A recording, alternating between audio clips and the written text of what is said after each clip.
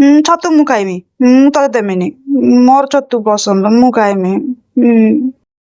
ଏ ର ସମସ୍ତେ ଖାଇବା, ତୁ କାହିଁ ଖାଆନ୍ତି? ସାଙ୍ଗ ହେଇ ଖାଇବା ର। ତ ହ୍ୟାଲୋ ସାଙ୍ଗମାନେ, ଆଜିର ନୂଆ ଭିଡ଼ିଓକୁ ଆପଣମାନଙ୍କୁ ସ୍ୱାଗତ ମୋ ୟୁଟ୍ୟୁବ୍ ଚ୍ୟାନେଲ୍ ଆସ ଖାଇବାରେ। ଆଜି ଷ୍ଟାର୍ଟିଂରେ ତ ଜାଣିପାରୁଥିବେ କ'ଣ ହେଇଛି। ଆଜି ଛତୁର ଗୋଟେ ଆଇଟମ୍ ବନେଇବା, ପୁରା ସହଜ ରେସିପି, କମ୍ ସମୟରେ କମ୍ ତେଲ ମସଲା, କେବଳ ଜିରା, ଶୁଖିଲା ଲଙ୍କା, ପିଆଜ, ବାସ୍ ସେତିକି। ଛତୁ ପଡ଼ିବ।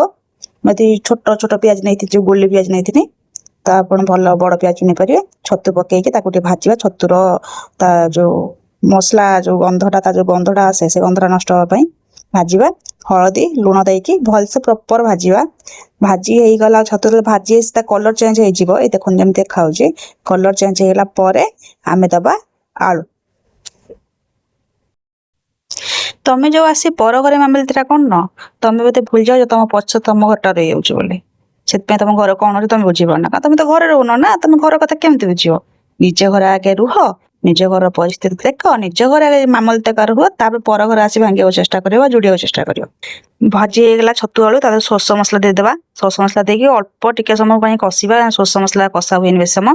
ତାପରେ ଦେବା ଟିକେ ଲଙ୍କାଗୁଣ୍ଡ, ରାଗ ପାଇଁ, କଲର୍ ପାଇଁ ବି ଦେଇକି ପାଣି ଦେଇଦେଇକି ତାକୁ ଫୁଟିବା ପାଇଁ ଛାଡ଼ିବା। ଏଟାରେ କଷା ବେଶି ସମୟ ହବନି, ଫୁଟେଇବା। ତା ଦ୍ୱାରା କ'ଣ ହବ ନା, ମସଲାଟା ଆଳୁ ଛତୁ ସହିତ ପୁରା ମିଶିଯିବ।